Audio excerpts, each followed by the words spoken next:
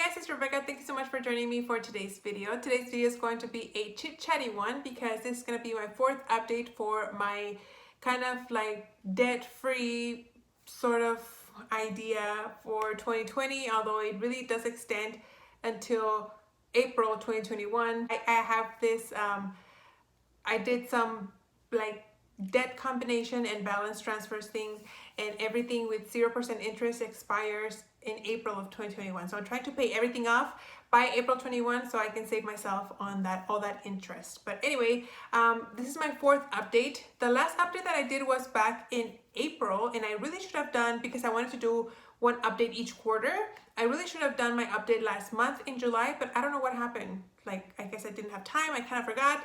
I did have to go back and look to see when I did my last update, and it was in April. So it's time to show you guys how much progress I've made. So let's get down to the nitty gritty, the thing that we all want to know. At least that's what I want to know when I watch these types of videos. So last update, my debt was down. Well, the debt that I wanted to pay off. It's not all the debt that I have, but the specific debt that I have that I want to pay off. And that was $4,900. So $4,900, that's how much I wanted to pay off. And in the last 3 months, I have been able to pay down $900. That's it. I'm so sad. So for the reference, you guys see I started right here, $7,300. And first update, I was down to $4,900, and now I am down to $4,000. So yeah, I've only paid down $900 in the last 3 months. But I do have, there's two reasons why I didn't make so much progress. The first one is very justifiable, and the other one is not justifiable at all, and I completely take responsibility for that. The first one, the justifiable one, is my dog Buddy, my husky. He tore his ACL, so he needed surgery. The surgery itself cost me around $3,000, which from what I hear is on the cheap side from what other people have told me. So yeah, that costed me $3,000. So that could have been $3,000 that I could have worked towards paying this. So, and then he's had to go for follow-ups every 6 weeks. He had his surgery back in May. So he's gone to 3 follow-ups, but only 2 follow-ups have had, they've had to take x-rays. So of course, when he needs the x-rays, I have to pay for those x-rays. I should really invest in dog insurance. Do you guys have dog health insurance? Let me know if you do and if it's worth it. But anyway, yeah, and he's still not out of the woods. He has to go. He's doing really good. If you follow my personal Instagram, you guys see updates there more, because my regular Instagram is just for like panning and stuff. No pun intended. But I do. You guys can see progress there, and he's doing really well. I just took him last week for his follow-up, and the vet said it's doing good. The plates and the screws, everything looks great. His muscle tone he's gaining back his muscle tone, but the bone hasn't quite healed yet, just because his arthritis was really bad. I don't know how much longer he's gonna have to keep going for follow-ups. The vet did tell me next follow-up we're gonna take another set of x-rays, and hopefully that we start seeing the bone heal a little bit more. He did give the clearance for him to increase activity level. Now I have to walk him 30 minutes a day, twice a day, whereas before, because there was so much swelling, I could only do about 10-15 minutes 3 times a week. So yeah, I'm gonna work really, really hard so that way he can heal faster, and they can discharge us so I can stop paying all these things. But anyway, that was one thing. And then also because the whole COVID thing happened, I did mention back in April that I was hoping to get a bonus in May, and of course that bonus didn't happen because everybody was very financially affected by the virus. So that was a $3,000 bonus that I was expecting. So technically I could have had this paid off. So unfortunately I didn't get the bonus. So that was kind of like, well, what can you do, you know? So that's that. It still hurts. It still hurts. And then the other reason why I haven't been able to make a big of a dent on this thing is because I've been shopping. You guys have seen my quarantine hauls. There are 3 of them on this channel. Some things I did need, and some things I just bought because I just felt like I wanted to buy something because I was quarantined at home and I was bored and I had nothing to do. So that part I do take responsibility. That is my fault. And there's not much to say about that. I'm not going to sit here and make excuses of why I bought things. But yeah, that really, I feel like maybe I could have put, just from like hauling stuff, I didn't put it on like credit cards or anything. I made sure to be paying out of my debit card, but I feel like I could have made like almost maybe 4, 5, maybe even $600 from everything that I purchased towards that. So that has been really eye-opening, and that's just makeup. If you guys know that I love to read, like hello, I have all these books here that need to be put in the shelf. I've been rearranging my bookshelves.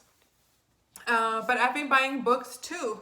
Even though I have 300 plus books that I need to read that I already own, I've been really, Book Outlet has been having a lot of good sales. Like their books are always ridiculously priced. They're very, very like clearance price, but right now they're having like an additional 15% off those already lower prices. So I kind of got sucked into those. And right now my cart is full, but I'm trying to, like I already, like after seeing this and how little progress I made in my mind, that kind of like flipped a switch on me, and I was like, okay, I need to get back on track. I kind of forgot the goal that I have, and I just need to get back on it. And that's what I wanted to, that's why I wanted to do this update, to kind of like refocus on the vision that I have to finish paying this off.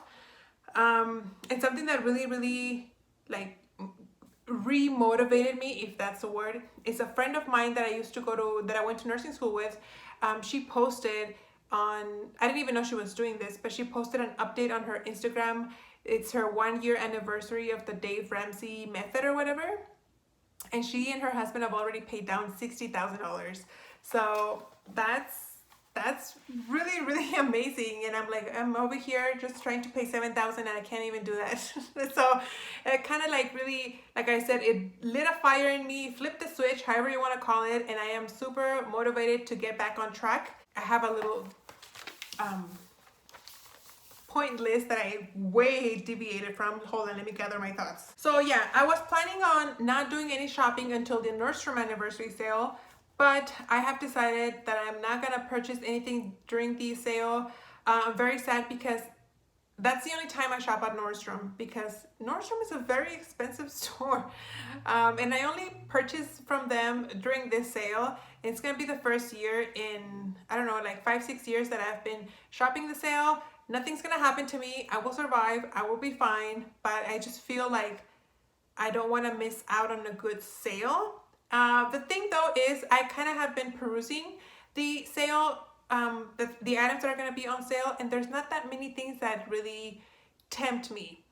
So that's a good thing. There were some clothing items that I wanted to get, but like I said, I am just kind of like refocusing my vision on the goal, and I'm gonna adhere to the plan that I have designed for myself, and try to and not shopping the sale is gonna help me do that. So that's one of the things that, as sad as it might make me, I think it's for the better of my goal.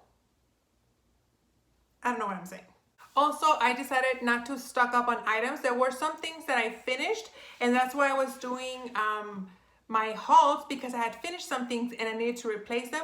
But I found myself not only replacing them, but I was also stocking up as well. So buying backups of the things that I was replenishing. So I'm trying to get away from doing that, because that's how you start hoarding stuff, because you think you're never gonna see that sale come again, and you just want to buy it. But then you have, I have a large collection, so even if they run out, even if I run out of a specific item and it's not currently on sale, I have other things that are similar, just because it's a different brand or whatever. It's the same product, just different brand, that can hold me up until the product that I want, like the brand one, go on sale. So I'm trying not to stock up on those. Bath and Body Works, I was complaining about they haven't sent out any coupons. Their semi-annual sale has been kind of crappy lately. Especially because I ran out of soap, so I had to go buy like regular soaps. I did buy some soaps at Marshall's, and those soaps are pretty big. They're about 2 to 2.5 the amount of each Bath and Body Works soap, so I'm actually saving a little bit of money. But anyway, recently Bath and Body Works sent out an email saying that they were gonna have free shipping, and then the soaps were 6 for 24, and then I had a coupon for 20% off, so I was like, great. But then I kind of like stopped myself, and I was like, you have soap on each sink. The containers are big, like they're huge. They're about 600 mLs, 500 to 600 mLs per bottle. So they're pretty generous sizes. Plus I have one in my sink, under my sink. So really, I don't need to stock up on 6 bottles of soap when I'm not even gonna use them right now. So why spend the money now if I can't use them until months later? So that's the mindset that I'm trying to get back into to help me lower the bar here on this thing. So that was one thing. Same thing with lotions. I wanted to buy some lotions, but I recently purchased a huge but a huge bottle of the hemp's lotion, which I'm not liking, by the way, but I'm using it. But yeah, I don't need to stock up because that's gonna last me, I feel like it's gonna last me more than a month. Who knows? I do wear a lot of lotion. I take a lot of showers. So yeah, who knows if that's gonna last me, but I'm trying not to stock up. And then another thing, I have this thing, I love using coupons. I'm not like an extreme couponer or anything, but I do love a good deal. I'm always chasing deals, clearance sections, things like that, using coupons when I need to buy things.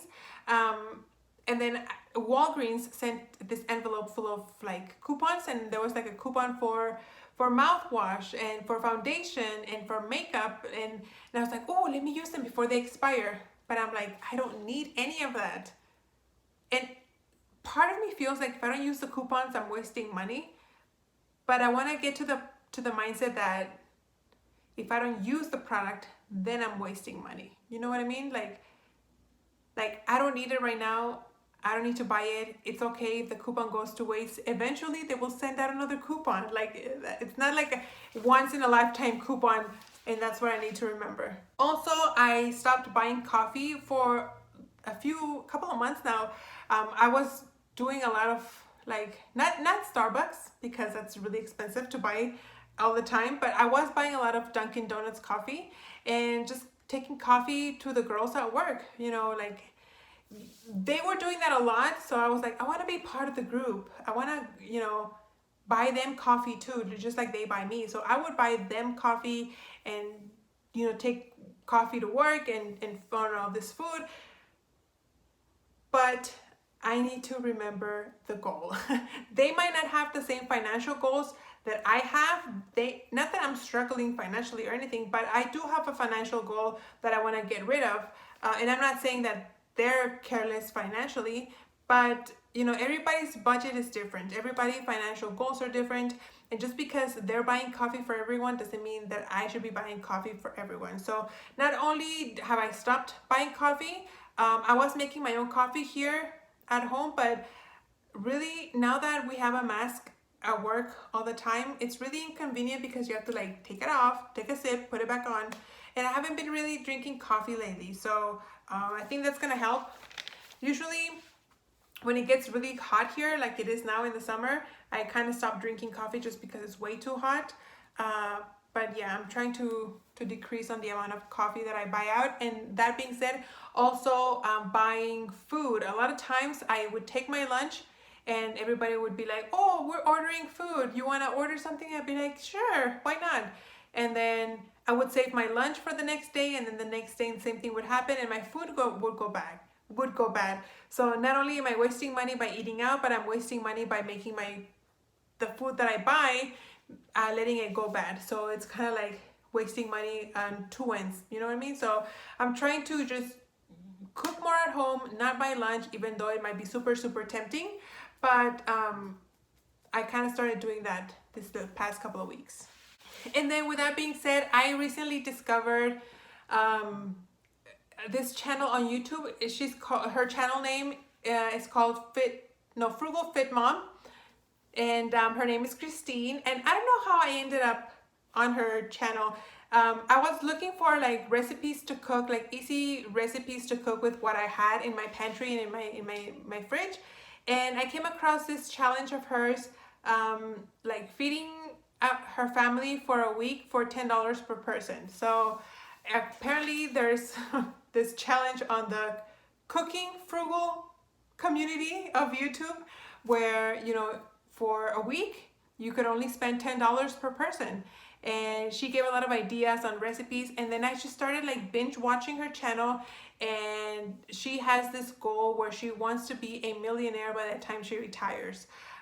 So she's doing a lot of frugal cooking, a lot of just not advice, not financial advice, but she talks about the things she wants to accomplish and how she's been accomplishing what she wants to do. Mainly what I'm watching her is for cooking, because she does really good videos like shop your pantry, kind of like shop your stash, but it's kind of like shop your pantry, because sometimes, you know, you buy all this like canned food and pasta and you don't, at least me, I, you know, always cooking the same things and I get bored, and that's why I don't want to cook at home. So I've been watching her a lot by to take inspiration from her videos, and she's super like fun and bubbly. Like she's one of those people that I would like to know in person. She just seems like a really cool person. So I'm really liking her, and like I said, I've been binge watching her videos. She does like a lot of shopping on a budget. So if you're out there and you're wishing to cook more at home and you're looking for ideas, you can check her out. Her channel name again is Frugal Fit Mom. I will link it down in the description box, and her name is Christina, and like I said, I really like her. So that's it for now. I think it's been kind of a long video.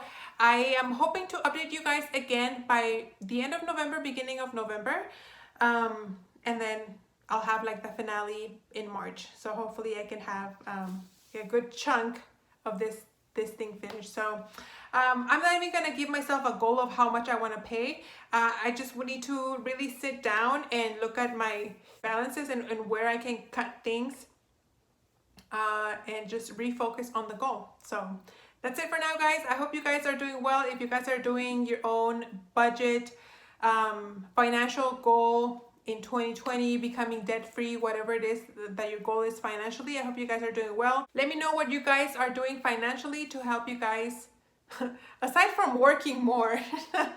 I hate working extra. That's just the one thing. I think I'm just burned out with work. I just need a new job somewhere else. I don't know. I'm just burned out. I don't want to work any extra. I just need to do the best I can with what I have. Maybe that's not the smartest way of doing it, but that's just me in my current situation. So let me know in the comments, what steps do you guys take to save a little bit of cash each month? Aside from Dave Ramsey, I'm well aware of Dave Ramsey. I haven't looked into any of his stuff. Everybody keeps telling me that, but maybe I'll check him out sooner rather than later. But yeah, any other channels that you guys think I should be watching for inspiration on cooking and money saving tips? Other than that, that's it, guys. Thank you so much for watching, and I'll see you on the next one.